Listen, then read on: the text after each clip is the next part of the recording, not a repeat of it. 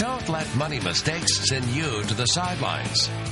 Meet a financial advisor who knows your smartest investments include seizing the day. From the News Channel 5 Network, this is In Your Prime. And now your host, Dr. Friday. G'day. Thank you for joining me today here on In Your Prime. I'm Dr. Friday, your money doctor, and we're going to help you guys figure out Medicare.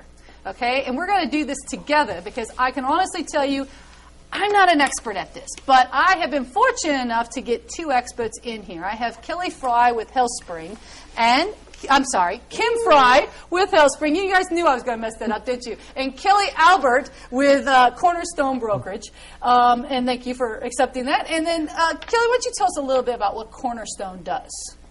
We are a full-service brokerage, and we handle about any kind of insurance need any of our clients could possibly bring up.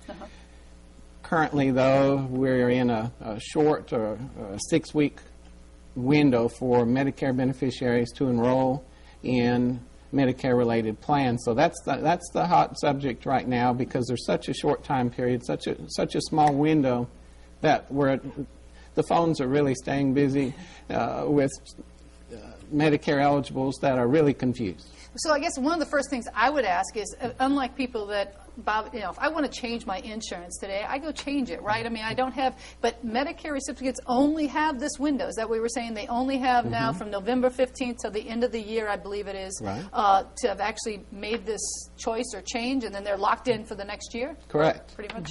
Correct. Okay. There is a short window from January 1 to February 14 to disenroll. Okay, well. if you don't like what you did in December, you can get out in January. But hopefully, you've made a good choice in December, and you will live with that choice through 2011. Okay, so we all keep hearing about this. Basically, 4 parts to Medicare that I understand: A, B, C, and D. Right.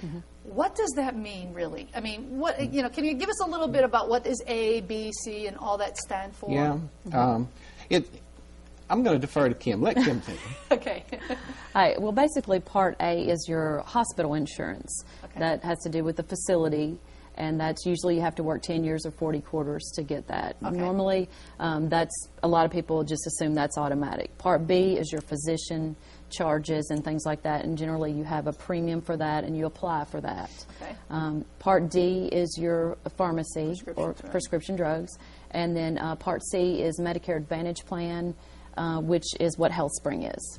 So you're the one that fills that gap. So I'm going to go back to you, Kelly, because you mentioned that part of your service is to take a look and see what's best. I mean, you're a brokerage, so you're basically, I would come to you for all my insurance needs. Correct. But if I was a senior and I'm part of Medicare, I would come and say, okay, do I need a supplement? Do I need to go for C? I mean, is that way that kind of works, or kind of walk me through how this works for you? Correct. Once again, there's 4 parts: A, B, C, D. Right. D is the drug. Everybody's going to want D, but that doesn't matter what we do. But A and B, A, as Kim touched on, is generally automatic. Okay. B, you would need to go to Social Security and enroll for Part B benefits. So one of these is what comes out of the benefits. It's a fee that's usually associated. It's deducted from your Social Security, right. And you actually enroll in Part B at the Social Security office. Okay. Once you have A and B in place, now you have hospital and doctor benefits. Okay. They're not. There's still a lot of holes in that A and B or a lot of liability, a personal liability that needs to be addressed. Okay.